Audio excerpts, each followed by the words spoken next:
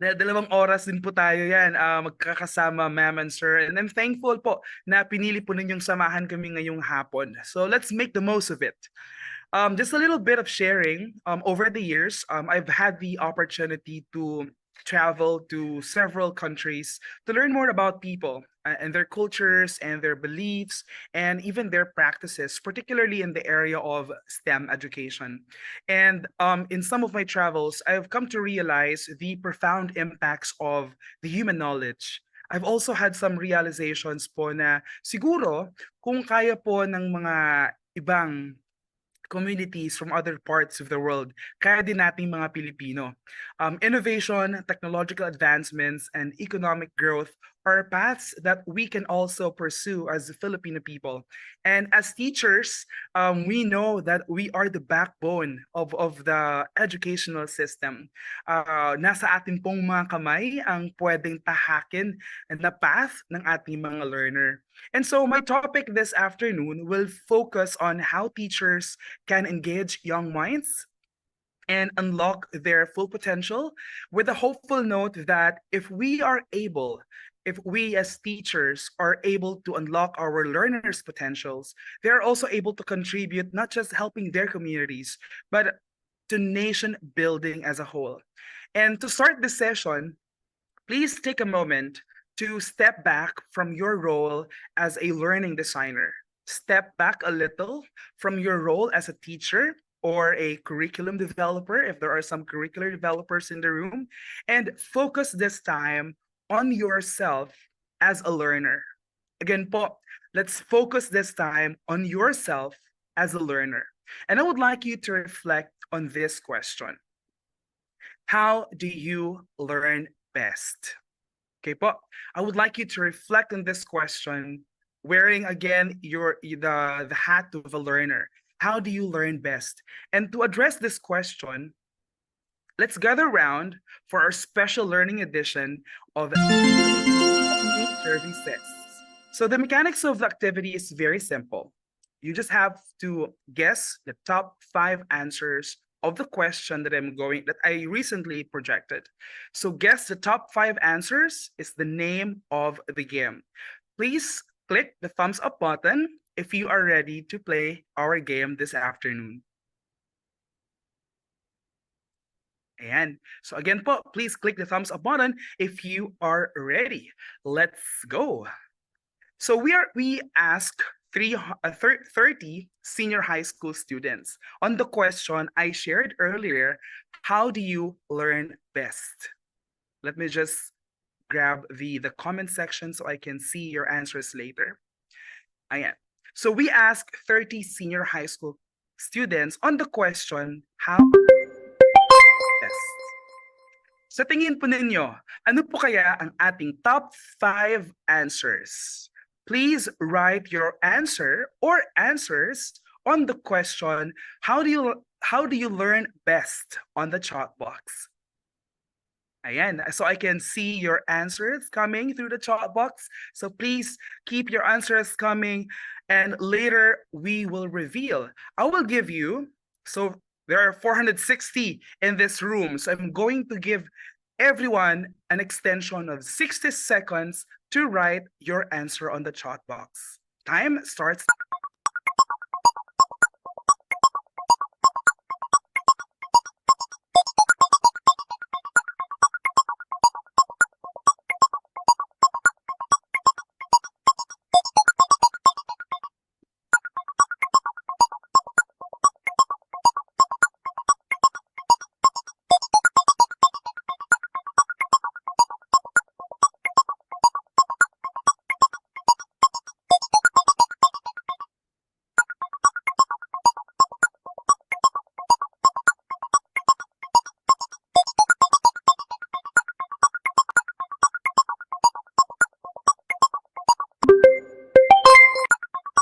So let's try to pause a little and let's try to read your answers.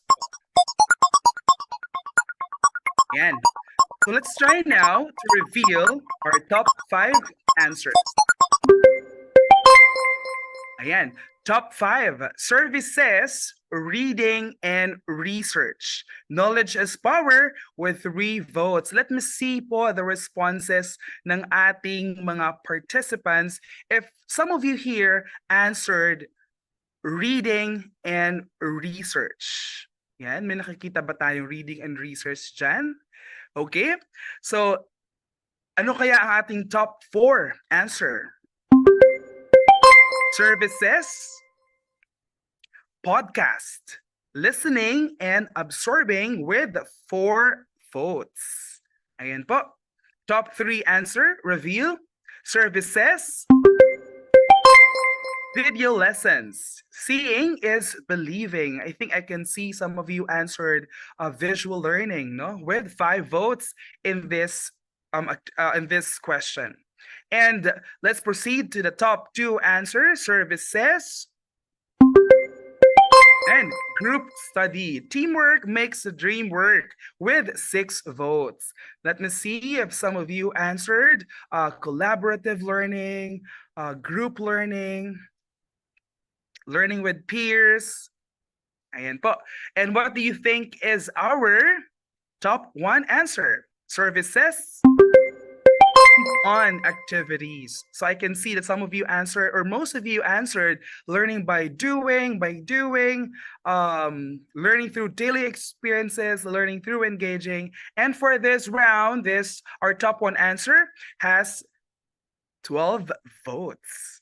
Now, if your answer is your answer po, mga ma'am and sir listed, fear not if it's not, because as we recognize naman po that everyone comes from different contexts and diverse backgrounds, and later we'll explore how these contexts can actually influence the design of learning experiences.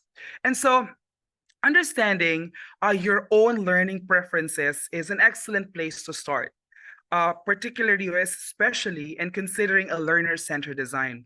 But what exactly is learner-centered design, and how do we actually succeed in our quest for learner-centeredness? So let's try to unpack the term learner-centeredness. Feel free to also write in the chat box your own understanding on the term learner-centeredness as we progress in our discussion. So when we say learner-centeredness, it means that regardless of the learning area or the subject or the lesson you are teaching, a focus on learner experience should be a non-negotiable element of your teaching approaches.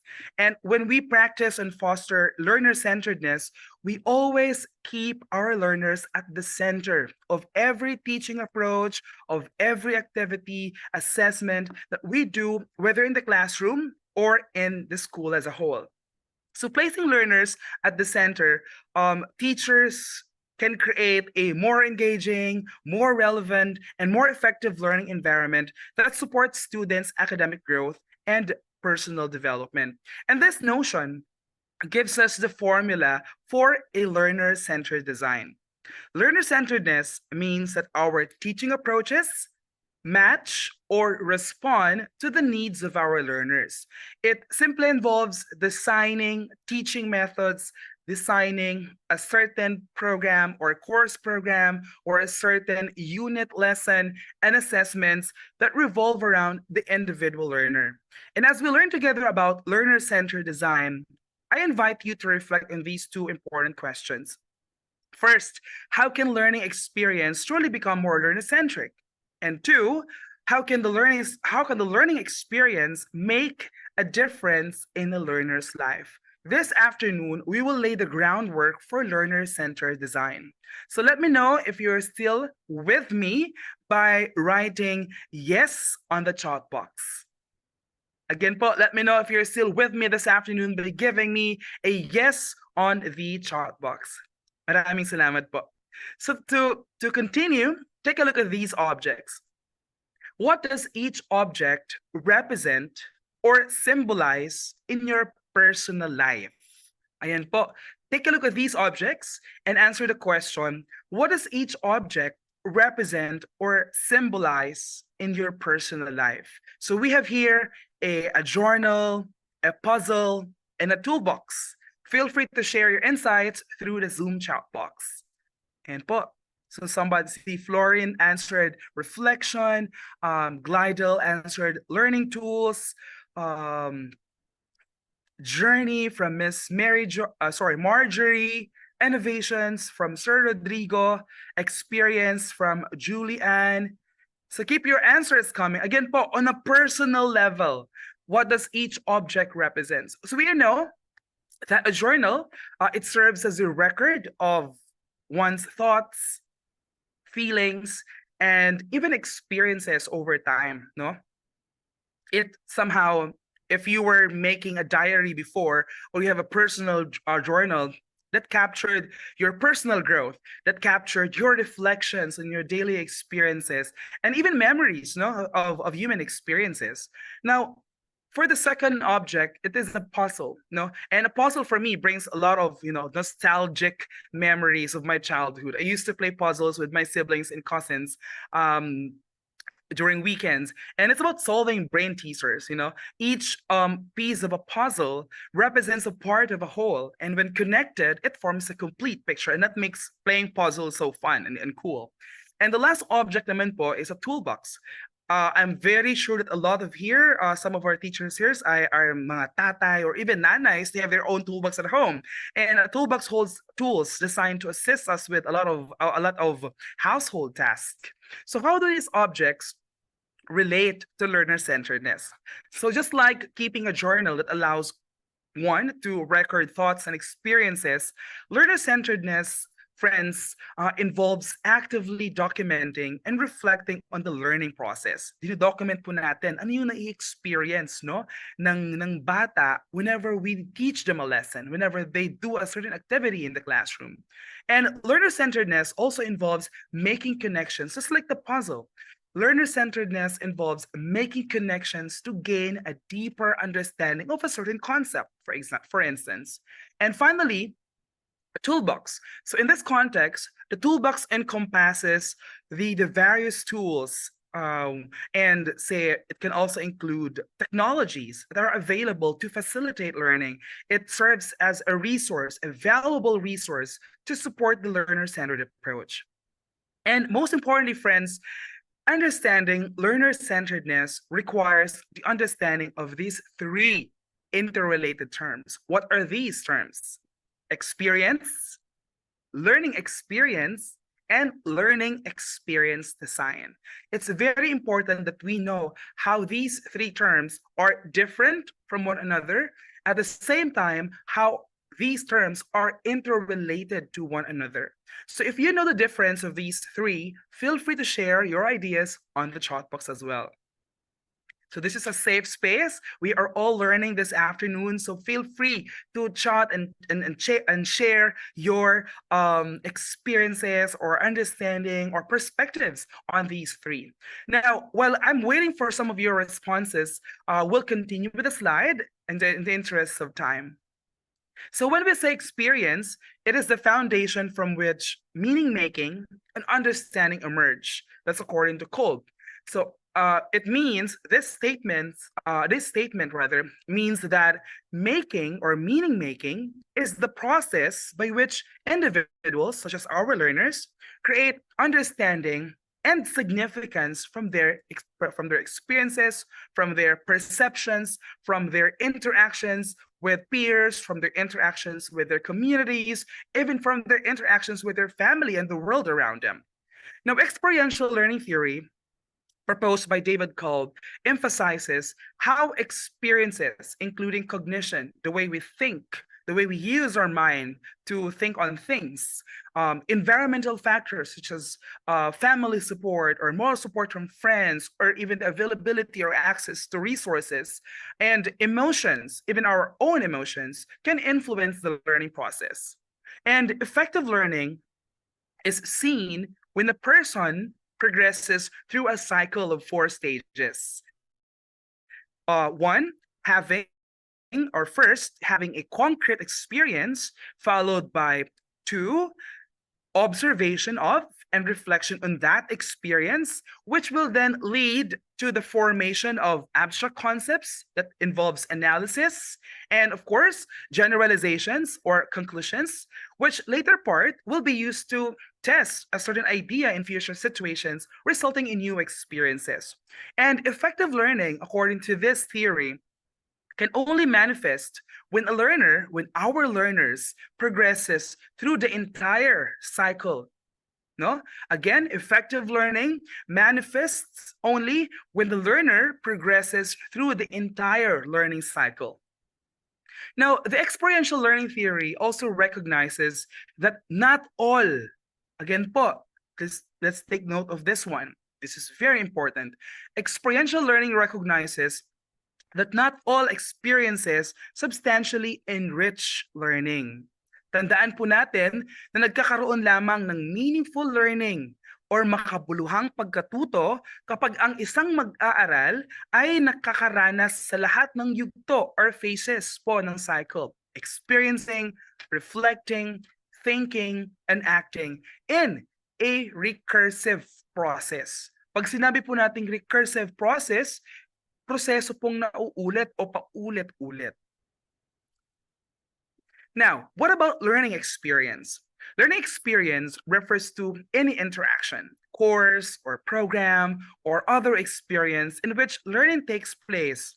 This is true whether learning experience occurs in formal settings like schools, classrooms, or it can also happen in non-formal or informal settings, say for example, outside school locations or outdoor environments. And if you are an ALS teacher, nangyayari po yun sa mga community learning centers or CLCs. And learning experience can also occur through traditional educational interactions. Ito yung normal na students learning from teachers and professors. And it can also happen through non-traditional interactions in which students, they learn from games, students learning from interactive software applications. No? So these are the different forms of sources to which learning experience could happen. In other words po, learning experience are not place-bound and they are not also bound to formal education. Sa ibang salita, ang mga karanasan po ng ating mga learners sa pag-aaral ay hindi nakatali sa isang lugar o sa formal na education. Nangangahulugan din po ito na hindi lamang sa loob ng silid-aralan o sa paaralan, kundi maaari ring maganap ang pag-aaral at pagkatuto sa iba't ibang konteksto at mga sitwasyon sa labas ng paaralan. Halimbawa, ang paglalakbay, travel, you travel from one place to another, you learn something from that, and it's non-formal setting, right? Pakikipag-ugnayan sa komunidad, talking to communities, or even personal, like doing your personal passion, doing your personal interest and mga pagnanais ng ating mga learners ay maaari magdulot din ng mga karanasan na nagpapayaman sa kanilang pag-aaral at pagkatuto. So experts suggest that learning experience consists of the following. But before that, let's try to answer this one. Ayan po. Meron po kaya dito sa mga participants na familiar sa terms na po na ito? Say, type yes po, no? Kung familiar po ba tayo dito or ginagamit po ba natin ito sa ating pagtuturo? Yan. So mukhang wala naman po siguro mag-answer ng no. Definitely, we're all familiar with this. And experts suggest that learning experience consists of these. No? Sense, meaning that's the reaction to a sensory stimuli within or around a certain experience. Feel, meaning the emotions po ng ating mga learners and even the intensity of that emotion in response to a certain experience. Na may na-experience kang na-surprise ka or binigyan ka ng surprise or birthday surprise or binigyan ka ng regalo. So the level of the emotion and the intensity of the emotion actually contribute to the whole learning experience. And of course, we have think, no, as a factor, or the mental engagement. So say, for example, doing problem solving or creative thinking. And then the second to the last, ACT. This is the personal identity and behavior of the learner. Their desire to engage or act on something based on an experience. And of course, relate, no? Nakaka-relate ba yung how these experiences provoke social identity, no, of a certain learner? So following these concepts, we can then define learning experience design as an intentional design act to present the learner with the process of activities that is designed in a human-centered or learner-centered manner. Okay po? So sino po dito sa ating mga participant ang nakapag-attend na ng training tungkol sa learning experience design or nakapag-implement na po ng kanilang learning experience design sa classroom? Type 1 po para sa mga may experience na ng learner-centered design or learner experience design. Type 1 po if you have. Sabi po ni Ma'am Gina, nakapag-attend, I'm not sure kung nakapag-implement or nakapag-attend na po ng training on learner experience design. So I'm interested to know your responses. Okay, let's do this very short knowledge check. Okay, so just 5-item knowledge check. So please write your answer on the chat box later. And if you have an extra device, you may also scan the QR code that will be shown later in the next screen to provide your answer. Okay po? So let's do this pre-workshop knowledge check. Let's start with this question. Prior to this workshop, how familiar are you with the concept of learning experience design? 1, with not familiar at all, and 5, for extremely familiar. And po, let's try to see your responses on the chat box. Ayan, keep your answers coming. So I can see some of you answered, most of you answered 1 and 2, but I can see some teachers who answered 4. Okay po. Ayan, just keep your answers coming. Let's proceed to the second question. Have you ever implemented learning experience design principles in your teaching or training, if some of you here are trainers in the respective schools division, before attending this workshop? Write 1 for never and 5 always. Again po, you may also scan the QR code that you can see on the rightmost side of the screen. So you can also share, so we can also gather some insights about your experience on learning experience design. Ayan. Thank you po for responding. Let's proceed to the third question. Ito naman po, confidence level natin. How confident are you in your ability to apply learning experience design techniques to create engaging learning experiences before attending this workshop? Ayan. Ano po yung confidence level natin about learning experience design before attending this workshop? 1 for not confident at all, and 5 for extraordinary confident. Or extremely confident. Ayan. And po, just keep your answers coming. Let's proceed to the fourth question. Excuse me. Before attending this workshop, how much knowledge do you have about the key components of learning experience design, such as user personas and journey mapping? 1 for no knowledge, and 5 for expert knowledge. Again po, before attending the workshop, how much knowledge do you have about the key components of learning experience design, such as user personas and journey mapping? 1 for no knowledge at all, and 5 for expert knowledge. All right po. There is no wrong or right answer. Just keep your answers coming.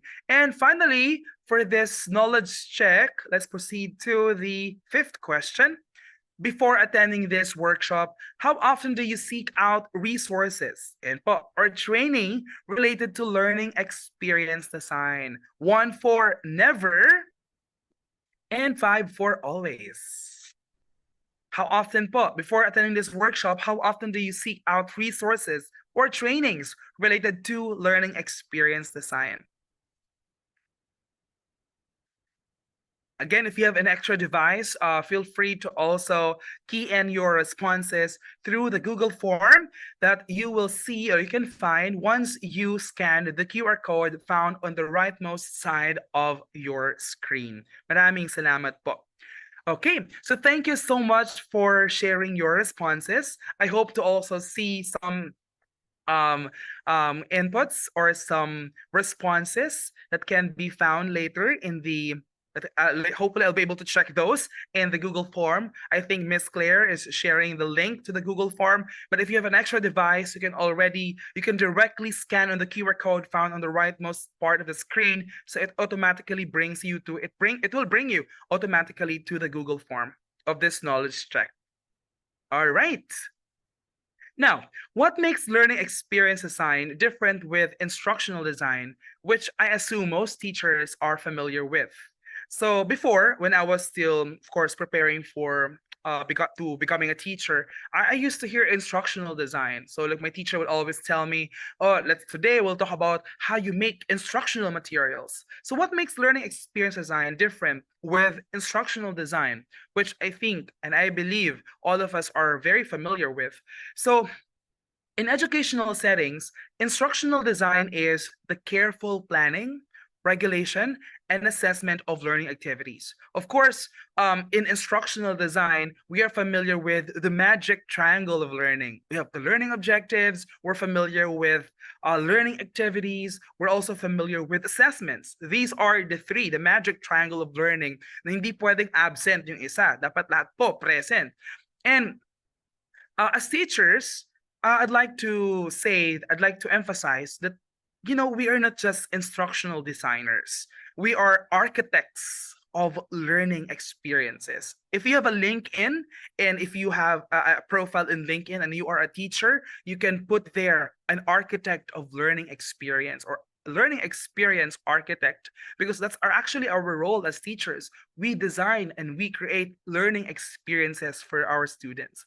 But as an instructional designer, as an architect of learning experiences, it takes certain degree of mind shift and mindset, the right kind of mindset, for us to transition from traditional instructional design to a learner-centered instructional design, to a learner-centered design approach, And when we are able to do that, it allows us to meet the needs of our learners while maintaining rigorous expectations and quality content. No, so when we are um, applying a learner-centered approach, we are not only promoting quality education, we're not only making sure that the content is of quality, but also meeting the needs, the diverse and unique needs of our learners. Now, remembering the time when I was still a teacher, 6 years ago, when I was in the Department of Education, I know that my role as a teacher every day is to decide what to teach, how to teach it, and how to check my students whether they have understood the lessons that I teach in the classroom. Nakaka-relate po ba kayo doon? Na parang ganun na po yung nagiging buhay natin araw-araw on a daily basis. We decide what to teach, how to teach it, and how to check if our students understood the lessons. And as lesson designers, we plan and we design our lesson delivery every day. And for some, pag medyo gusto naman ng principal na weekly lang siya nag-check, weekly basis naman po. Now, let's take a look at this scenario. So, a senior high school implements a new STEM-focused curriculum. Two teachers approach their teaching with different perspectives. Okay po? So, si Mr. Lexi prioritizes thorough coverage of the curriculum competencies, while si Ms. Mayumi naman po emphasizes the broader success of our students beyond the classroom. So what do you observe in Miss Mayumi and Mr. Alexis' approaches? Feel free to share your insights in the chat box. Again po, what do you observe in Miss Mayumi and Mr. Alexis' approaches? Ano po nakikita natin dito? Feel free po to use the chat box and share your insights. Again po, no wrong ideas. This is a safe space for learning, safe space of learning. And so feel free to share your insights. Doesn't have to be very long explanation, doesn't have to be very long observation. Ayan po, sabi po ni Ma'am Mary Angelique, different approaches and methods. So ano po yung nakikita natin or na-observe, no? Doon po sa approaches ni Miss Mayumi and Mr. Lexi. Excuse me. Ayan. So while others are still typing their answer, so based on the scenario, in Miss Mayumi and Mr. Alexi's approaches, we can observe a divergence in priorities. Divergence po in priorities. So while Mr. Alexi focuses on ensuring comprehensive coverage of the curriculum, Miss Mayumi prioritizes the holistic success of her students, which extends beyond the classroom environment. Bilang isang guro, kanino po tayo nakaka-relate? And are you more of a Mr. Alexi or are you more of a Miss Mayumi? Sa experience po natin, saan po tayo mas nakaka-relate po? Again po, no wrong answers. Ayan, sabi ni Sir Christopher, nakaka-relate daw siya kay Miss Mayumi. Ayan po. Now, I learned from a colleague who is still teaching in the Department of Education na kina-cut short natin yung pagtuturo ngayon ng learning competencies because we need to end the school year by May 31. So ang nangyari po sa ilan sa mga teachers natin, hinabol po talaga yung lahat ng mga competencies. And ang question ko po dito, do marami po sa inyo ay nakaka-relate po kay Miss Mayumi, ay sabi nga po ni Ma'am Marjorie, to teach is to touch lives. Ayan po. And sabi naman po ni Ma'am Maria Jeline Denapo, in reality, Mr. Alexi, but of course, you want to become Miss Mayumi. Thank you, Ma'am Maria Jeline, for that very honest answer. Po, sa naging approach nila Miss Mayumi and Mr. Alexi. Ayan po. Pwede po nating i-type yung ating answer. Ayan po. May mali po ba sa naging approach nila Miss Mayumi and Mr. Alexi? Kung sinasabi po natin na mas marami po sa inyo ang nakaka-relate kay Miss Mayumi and konti lang po yung nakarelate kay Mr. Alexi, ibig po bang sabihin nito ay may mali sa ginawang approach ni Mr. Alexi? Ayan. So, may sumagot ng yes, may sumagot ng none, may sumagot ng wala po.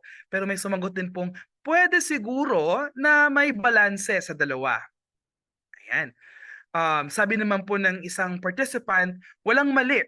Only the strategies being used. And sabi naman po ni Ma'am Ruby, both have the advantage and disadvantages. I agree po sa mga sinasabi po natin dito sa na-observe natin sa naging approach ni Miss Mayumi and Mr. Lexi. Now, let me make a point that while Miss Mayumi emphasizes the broader success of her students beyond the classroom, it's also important to note that Mr. Lexi's approach of prioritizing through thorough coverage of the curriculum competencies is not inherently wrong. Wala pong mali sa ginawa ni Mr. Lexi. Kasi syempre, that's our mandate, We need to cover the competencies found in the curriculum. So Mr. Lexi's focus ensures that students receive a comprehensive understanding of the subject matter. Yun po yung gusto ni Mr. Lexi. Magkaroon ng comprehensive understanding yung mga estudyante nila on the subject matter, which can be of course, crucial for academic success and future endeavors. So both approaches have their merits and are valuable in different contexts. Parehong approaches ay mahalaga at may iba't ibang konteksto. I really appreciate someone who commented, siguro may balanse ang dalawa, no? However, pag sabi po kasi natin, ma'am and sir, na learning experience design, when we design it, it means looking at what is taught from wider viewpoint and carefully considering all factors that can impact learning. Ibig sabihin, we extend beyond what is taught in the classroom. Gaya po ng ginagawa ni Miss Mayumi. That's our goal. That's our vision, no? Now we want to bring our students outside the classroom. We want to bring their experiences outside what is found in the curriculum or what is taught in the curriculum. Our goal with learning experience design is to transform the curriculum, lessons, our textbooks, or any learning materials you have in the classroom or in your school into something powerful, into a powerful, cohesive experience for our learners. Pag sinabi po natin cohesive, may connection, no? Interrelated yung inaaral niya from one day to another, dun po sa personal life niya. No? When we do that, there's meaning, there's relevance, it's more impactful, no? Impactful to our learners. So, simula pa lang ng kanilang, the moment they enter the classroom, pagpasok sa silaralan, tayo po bilang mga guro ang nagpapasya kung paano magiging itsura ng learning space. Anong mga activity ang gagawin ng ating mga learner? Anong mga lesson ang kanilang maririnig? Anong mga aklat ang kanilang babasahin? Anong mga topic ang kanilang pag-uusapan with their classmates? And anong mga materials or learning resource materials ang kanilang gagamitin or explore during the lesson. So, nakasalalay po lahat yan sa teacher. Nasa kamay po natin lahat yan. And having that said, we therefore support with Neil's floor definition of learning experience design. It is the process of creating learning experiences that enable the learner to achieve the desired learning outcome in a human-centered and goal-oriented way. Neil's floor describes the fundamentals of learning experience design. Number one, human-centered. It revolves around the individual experience. It revolves around the learner. Number two, it is goal-oriented. May end goal po tayo, no? May gustong ma-achieve from start to finish. It is also highly anchored on the theory of learning, meaning there's familiarity with human cognition, with the way humans or learners or individuals think. And there's also a concept on learning is put into practice. No? Ibig sabihin, ang learning experience design is about more than developing a course, more than developing a curriculum, more than developing an activity. It's about designing the complete experience from start to finish or from start to end. And finally, it is heavily interdisciplinary, meaning what they learn is connected to another concept. And of course, it connects to a bigger concept. No, so the integration of different disciplines is there. So that's a fundamental concept of learning experience design. And Brittany Griffin of the Learner-Centered Collaborative identified 4 aspects of learner-centered experience. Alin po dito sa apat ang sa tingin natin ay very familiar po tayo? You may type po your answer on the chat box. Which of these 4 aspects of learner-centered experience we are mostly familiar with?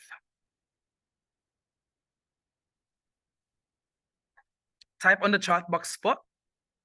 Alin po dito yung sa tingin natin ay medyo confident tayong familiar tayo? Ayan, sabi po ni Ma'am Adelma, competency-based. Most of you answered competency-based. Ma'am Gina answered authentic. I think 2 common answers. We have authentic and competency-based.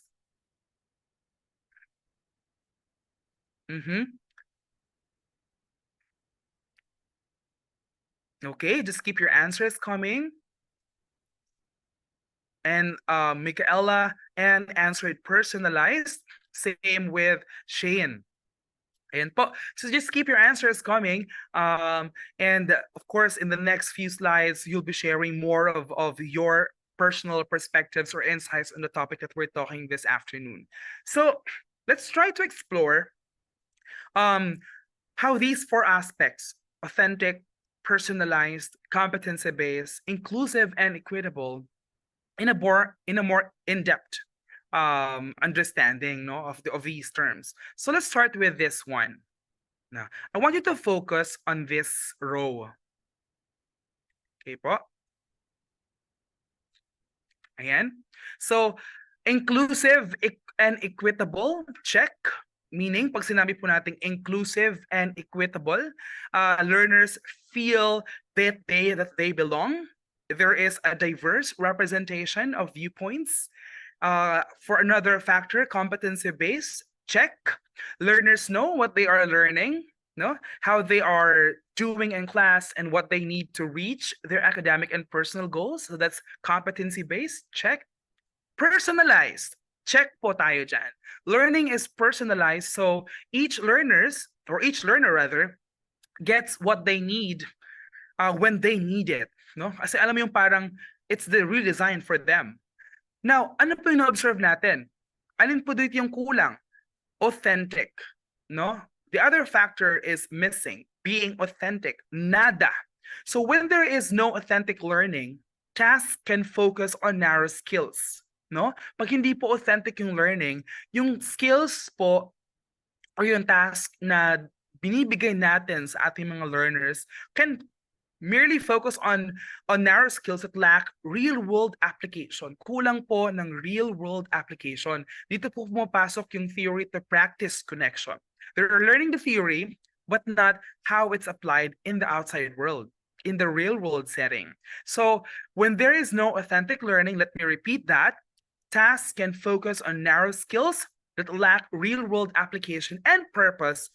And of course, that will somehow lead to demotivation of learners. It will fail to motivate the lesson, or the learning experience will fail to motivate learners. Students are missing the real-world applications of their learning. So in this classroom, pag inclusive and equitable learning, check. Competency-based, check. Personalized learning, check. But authentic, nada. Skills are not relevantly applied. Hindi po nila magagamit in the future yung mga skills na natutunan nila sa classroom. Now, let's take a look at this row naman po. Ayan, this row po. Authentic learning, check. No? So learners in this classroom may have real-world application of their skills.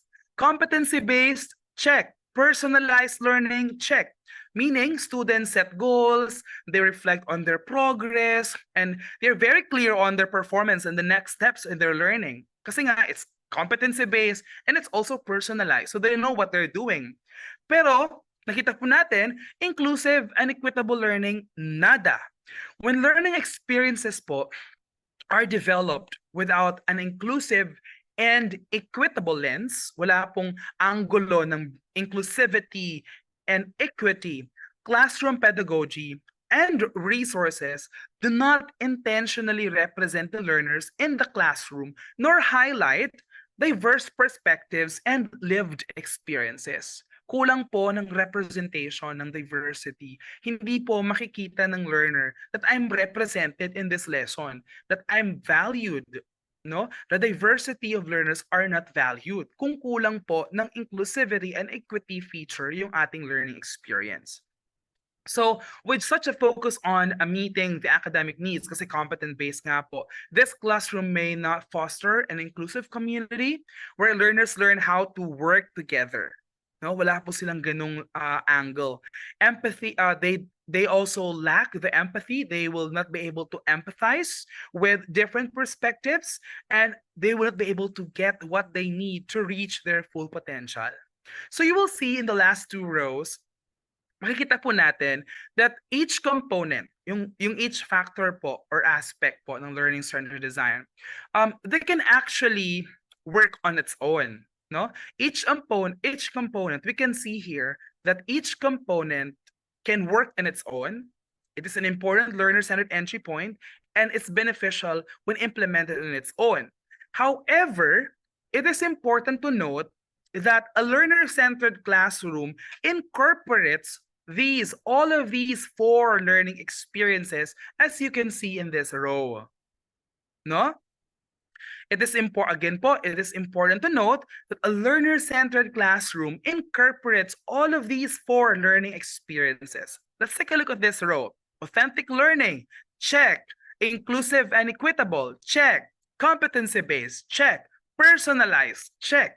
So integrating and connecting all of the four aspects or four factors together creates a truly learner-centered environment. So kailangan na when we create and design and plan and implement a learning-centered design, we consider all of these four factors so that the classroom will become a truly learner-centered environment. That somehow answers our first question kanina, parang how do we make our learning experience truly learner-centric? So this afternoon, you've heard two different experts who shared their perspectives and ideas about learner-centered design. I will be sharing as well a 5-step approach to learner-centered design to create effective and engaging learner-centered experiences, which take place both in the classroom and even in online classes. For learners of all ages and of all backgrounds. So at System, we refer to it as the SACTO framework.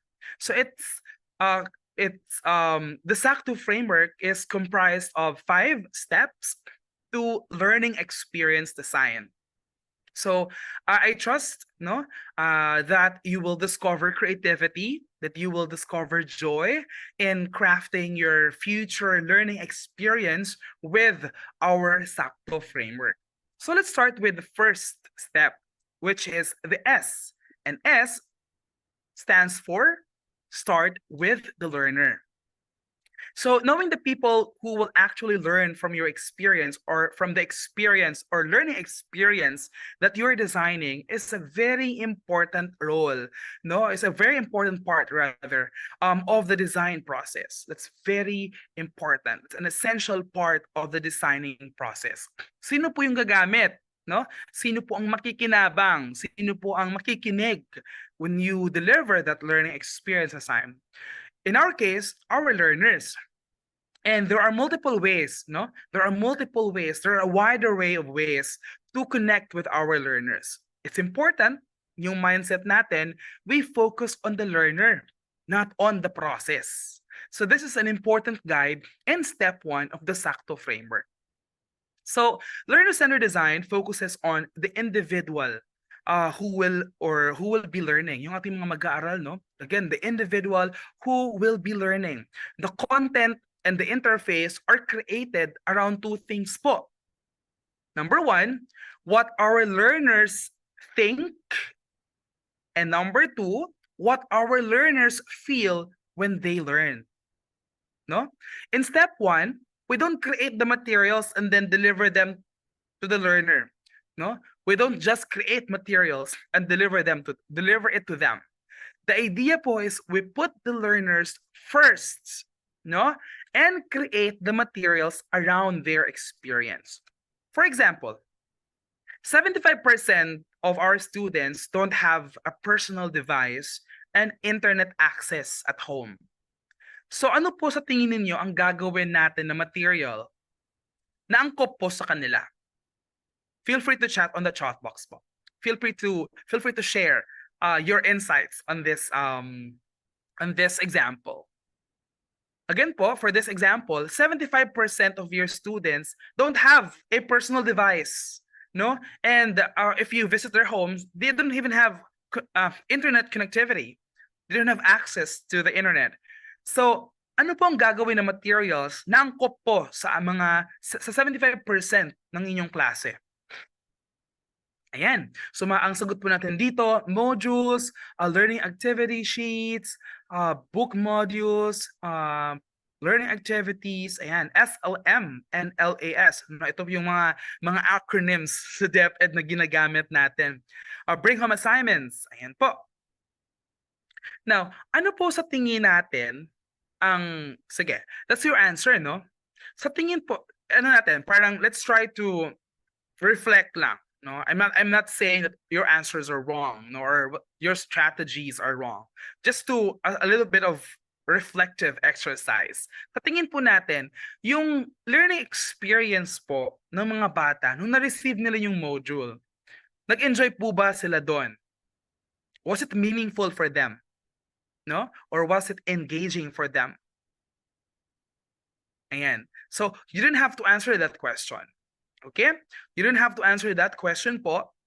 I leave it to you kasi kayo po ang mas kilala po ninyo yung mga learners ninyo, and for sure you have excuse me, you have initiated some assessment or evaluation of the modules you implemented, no?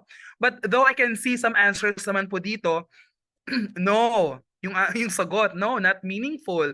Hindi po, mga parents mo, ano po ba ito? Depende po sa bata and parents. Na-stress si mother na sumasagot. Ma'am Grace, kayo po ba yung sumagot ng module ng anak niyo po? Ayan, yung parents yung nag-enjoy. Parang there was I think a meme that was like, it went viral though, na parang at the end of the school year, when we were still in the height of the pandemic, and like a lot of students are doing their task at home using modules, no, there was a meme that went viral, that when a teacher posted the top 10 students in their class, none of those names are the name of their students. It was the name of their parents. Kasi nga, it was their parents who answered the modules, right?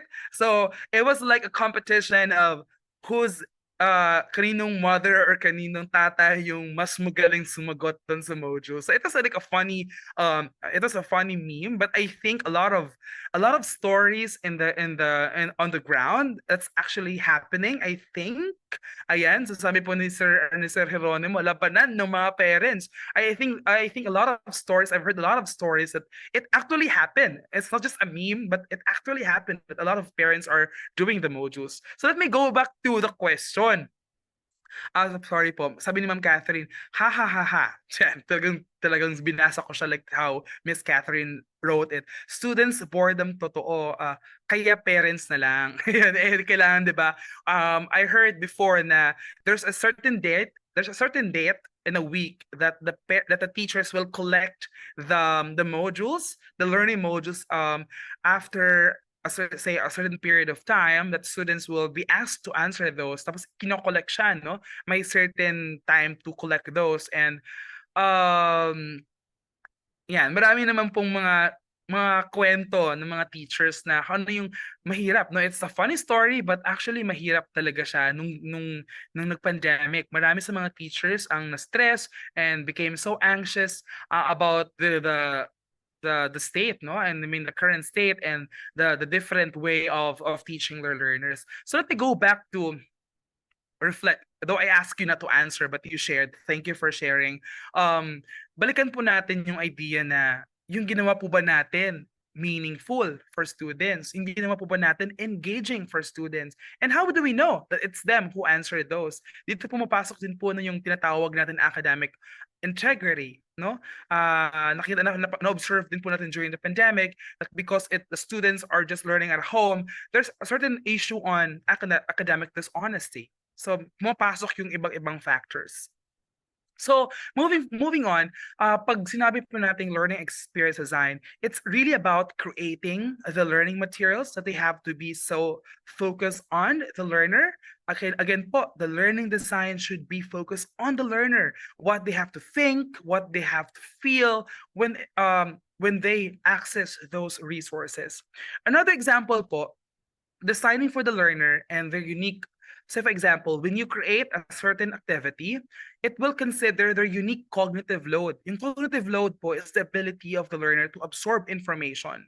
So we all know for a fact that learners have different levels of cognitive load. They have different pacing in terms of absorbing information, absorbing knowledge. Kaya when we design, it has to also consider that idea. So we'll be able to ensure that all students will succeed, no? Kasi nga, we somehow considered different levels of cognitive loads. Now, there are different, for me then po, from my experience, before I proceed to the next slide, just to share, at least from my experience, the easiest and most effective way to get to know our learner is by simply getting in touch with them and, through casual conversations. Do you also do that po ba? Sino po dito yung mga classroom advisors, no? Because classroom advisors, they do usually have time to meet with their students and just, casually talk about things, no? Yung mga experience ng mga students natin. So, by doing casual conversations, that's an easiest way. It's an easy way to get to know more of our students. And there are really students when they feel that they feel that they're safe na kasi not all students naman just automatically open up and share their personal life. But though meron tayong mga students na ganoon, but students are minsan they're apprehensive of sharing their personal life, especially especially if they don't feel that they're safe in the conversation. Kaya po as teachers, we need to really make sure that we make our students feel safe when we engage in conversations. So, it's the flow of the conversation is smooth, and they also they safely and freely open up their personal life. If you need that concept, or you need that as a basis for designing learning experiences. So that's for at least, I don't know, just to share lang my personal experience and how to get to know more of our students. Now, it's also important to reflect on who we are teaching or who are our current learners. So if nagtuturo po kayo ng senior high school or probably junior high school students, tinatawag po natin sila na Gen Z. And I'm very sure that you've heard about this, about Gen Zs. They are the generation after millennials and just before the generation Alpha. And they were born between the mid 1990s and early 2010. They're the first generation po. Ang mga Gen Z natin, sila po ang first generation of digital natives. They are the first generation of digital natives, never knowing a world without the internet. So talagang lumaki sila with the internet. And this idea, coupled with the fact that they experienced a worldwide pandemic and a lot of other factors such as the cost of living crisis to contend with during their formative years. This has actually profoundly impacted their personality and values. So a lot of factors. So they grew up with the internet, tapos during their formative years, may pandemic pa and mataas, may crisis in terms of cost of living, mahal ang kilo ng bigas and all. So these factors contributed to the personality and values of our Gen Zs. And what do we know about them so far, aside from knowing them as Gen Zs? According to a study published in 2023, over half of Gen Z in Asia, this is Asia na data po, are actually struggling mentally. And there are several potential threats to Gen Z's mind health, and this includes the following. Number one, uncertainty of the future. No? So we are in a highly VUCA or BANI world. So we all know that pag sinabi po nating VUCA, we're living in a highly volatile, in a highly uncertain, highly complex, and ambiguous future or present. No, it describes the challenges of the ambiguous world, of a volatile world, of an uncertain world and complex world. In fact, now VUCA is actually replaced with another model. It's called as the BANI model, which describes a new world in which the old values and the old rules are no longer apply. They no longer apply. The old values in the VUCA world no longer apply at the present. No? So the world is on the move. Gumagalaw po talaga ang mundo. And nothing is the same anymore. No? And this idea somehow affected the way Gen Zs think, we're in a very uncertain world. Nothing is the same anymore. And so kaya po medyo na replace for some experts or for some industry practitioners, they are no longer using VUCA as a model, but BANI. BANI stands for brittle, anxious, non-linear, and incomprehensible. No? And the body model matches the reality of an increasingly chaotic world. No? So kaya po medyo na-replace yung VUCA with BANI model this time. We are now living, especially our Gen Zs, they are currently living in an increasingly chaotic world. In other factors po that affected Gen Z's mental health is the lack of job skill fit. No, marami pong senior high school graduates na would think that the skills they earned in senior high school during the whole duration of their secondary education won't fit to the future job for the future jobs, no? Hindi po angkop yung mga skills nila sa mga trabaho na naghihintay sana sa kanila sa industries. And another factor is they struggle to separate work life for those who are already working, because some Gen Zs are already in the workplace right now. So they struggle to separate work life and non-work life. So kaya po that somehow affected their mental health. And they also find it hard to keep up with the pace of the change at work. For Gen Zs, most of their bosses, no, ang mga boss nila sa workplace, usually millennials yan. I'm a millennial, and medyo talagang one of the characteristics of millennials is that they mabilis yung pacing sa trabaho, hindi pwedeng pabagal-bagal. But for some Gen Zs, it won't work for them. So they have their own pacing, and you have to consider that as well. And what else do we know about our Gen Zs? So Gen Z also grew up as mentioned earlier, they are the first kind of digital natives. So they grew up in the digital age where authenticity is valued, no? Mahalaga po sa mga Gen Z ang authenticity, being true to themselves, being true to who they are, and being authentic, simply being authentic. So they've witnessed the rise of social media, influencers, and personal branding. So as a result, no, ng all of these things, the rise of social media and influencers, they prioritize being genuine, being true to themselves.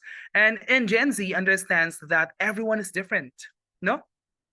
They also appreciate diverse perspectives. They appreciate our different identities and experiences as well. Rather than conforming, they celebrate individuality. And other information about our Gen Zs right now. I'm talking about this because we're dealing with Gen Zs. It's very important as well that if we want to start with the learner, we should know them on a deeper level.